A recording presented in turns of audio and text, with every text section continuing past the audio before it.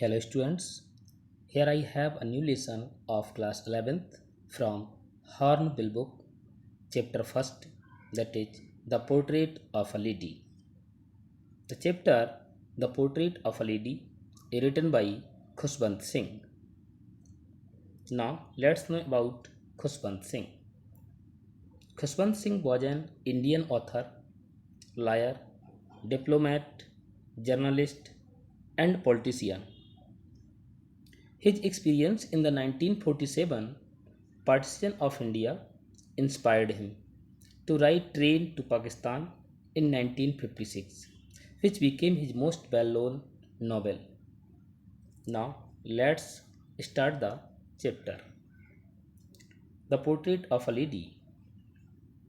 But before begin the lesson, I would like to give you the brief introduction to this lesson. The Portrait of a Lady is the story of the author. He describes his relationship with his grandmother over the years. He pens down her daily activities and how she evolved as a character as time passed by. He explains her appearance, which helps create an image in the reader's mind. Dear students, in this video we will cover the reading, explanation as well as some typical word meaning. Now begin the lesson. My grandmother, like everybody's grandmother, was an old woman. She had been old and wrinkled for the 20 years that I had known her. People said that she had once been young and pretty and had even had a husband. But that was hard to believe. My grandfather's portrait hung above the mantelpiece in the drawing room. He wore a big turban and loose fitting clothes. His long white beard covered the best part of his chest, and he looked at least 100 years old. He did not look the sort of person who would have a wife or children. He looked as if he could only have lots and lots of grandchildren. As for my grandmother being young and pretty, the thought was almost revolting. She often told us of the games she used to play as a child. That seemed quite absurd and undignified on her part, and we treated it like the fables of the prophets she used to tell us. Now, see the typical words. Wrinkled means here having lines or folds. Portrait means painting or picture. Mantel piece is used here for a structure of wood, marble, or stone above and around a fireplace. The thought was almost revolting. It means here it was very hard for the author to believe, and revolting means here unpleasant. The word absurd, its meaning here illogical, and undignified, its mean disrespectful. Fables means fictitious stories with a moral teaching. Prophets means here saints. Now let's the here the author talks about his grandmother. He had known her for the past 20 years and she had always been old and wrinkled. He was told that she was once young and pretty and had a husband also. His grandfather's portrait hung on the wall, in which he wore loose fitted clothes, a turban, and had a long white colored beard that reached his chest.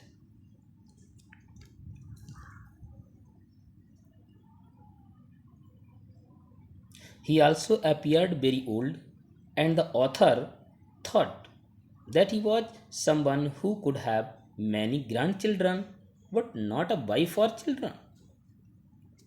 The author could never imagine that once his grandmother was young and pretty. He could not connect to this idea. She used to tell him and his cousins about her childhood memories, like the games she used to play as a child. They found these stories illogical and disrespectful because it was beyond their imagination to think that grandmother was once a child and played such games. They thought that her life's stories were like the other moral stories which she used to tell them. Now, see the next stanza, next paragraph. She had always been short and fat and slightly bent. Her face was a crisscross of wrinkles running from everywhere to everywhere. No, we were certain she had always been as we had known her, old, so terribly old that she could not have grown older and had stayed at the same age for 20 years. She could never have been pretty, but she was always beautiful. She hobbled about the house in spotless white, with one hand resting on her best to balance her stoop and the other tailing the beads of her rosary. Her silver locks were scattered untidily over her pale, puckered face, and her lips constantly moved in inaudible prayer. Yes, she was beautiful. She was like the winter landscape in the mountains, an expanse of pure white serenity, breathing peace and contentment. Contentment. Now, see some typical bird meaning. Here, crisscross. Crisscross means here a pattern of intersecting straight lines. Hobbled means walked in an awkward way. Spotless white means here she wore clean white colored dresses. And stoop means here bend one's body forward. Rosary is a string of beads for keeping count of number of chants made of a religious prayer. Locks means here locks for hair, and scattered means here disorganized. Untidily means here not neat, means dirty. And puckered means a face contract into wrinkles. Inaudible means here unable to be heard. Serenity, the state of being peaceful and calm.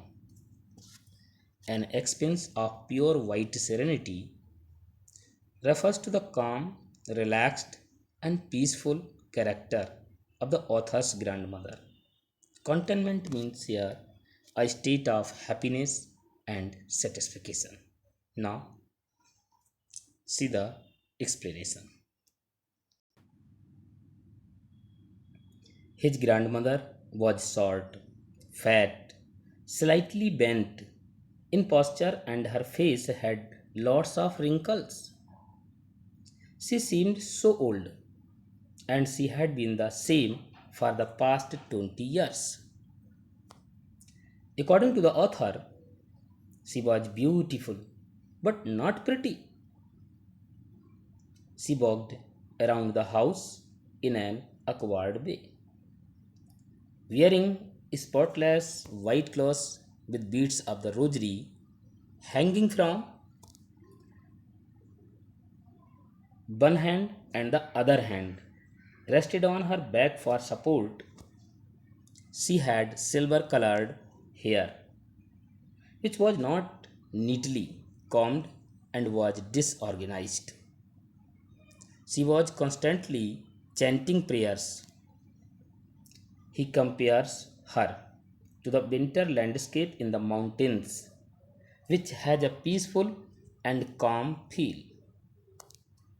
She was a live example of a pure, white, peace emitting entity. Now, see the next paragraph. My grandmother and I were good friends. My parents left me with her when they went to live in the city, and we were constantly together. She used to wake me up in the morning and get me ready for school. She said her morning prayer in a monotonous sing song while she bathed and dressed me in the hope that I would listen and get to know it by heart. I listened because I loved her voice but never bothered to learn it. Then she would fetch my wooden slate, which she had already washed and plastered with yellow chalk, a tiny earthen ink pot, and a red pen. Tie them all in a bundle and hand it to me. After a breakfast of a thick steel chapati with a little butter and sugar spread on it, we went to school. She carried several steel chapatis with her for the village dogs. Now, see the typical birds. Monotonous means here dull and boring. Bothered means to be concerned, and fetch means go for and then bring back something for someone. Slate means here a flat plate of slate formerly used for writing on in schools. Plastered means covered with a layer of plaster, and earthen means here made of baked or fired clay. Stale means no longer fresh and pleasant to eat, hard, musty, or dry.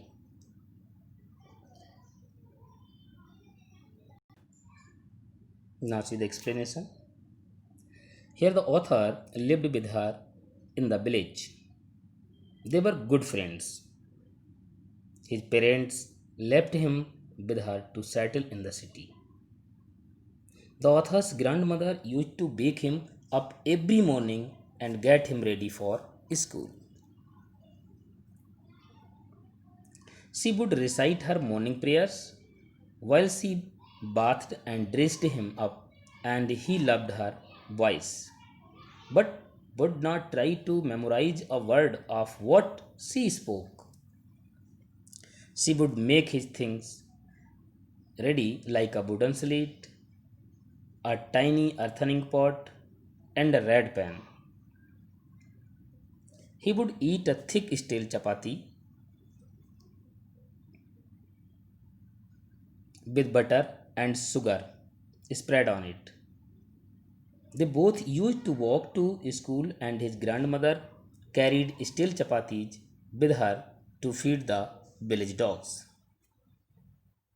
Now, see the next paragraph.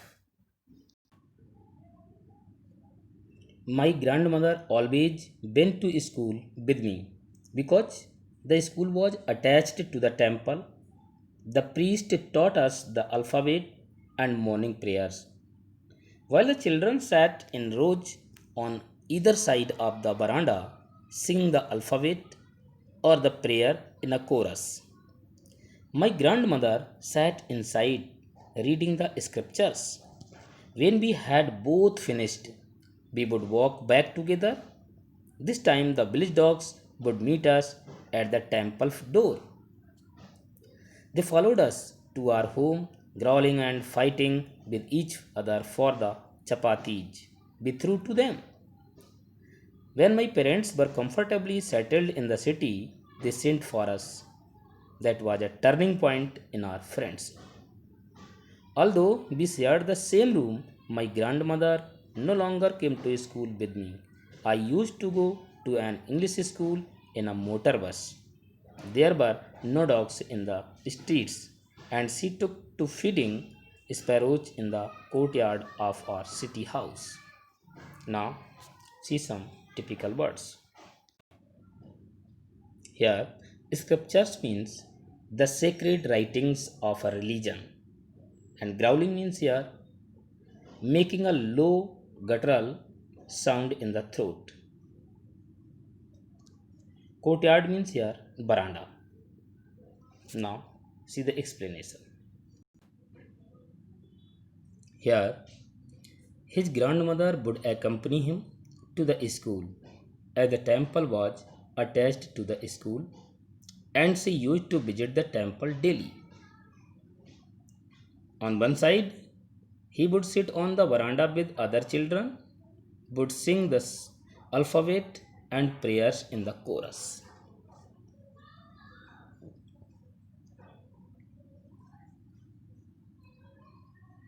On the other hand, she would sit in the temple to read the scriptures. After finishing, they would walk back home together. The village dog met them at the village door. They would follow them to their home, growling and fighting with each other for the stale chapatis that she fed them. When his parents got settled in the city, they called them. That was the turning point of his friendship with his grandmother. They shared the same room, but she no longer would give him company to his school. He started going to an English medium school, and a motor bus would come to pick and drop him. There were no dogs in the streets whom she could feed as she did in the village. So she started feeding sparrows in the veranda of their house.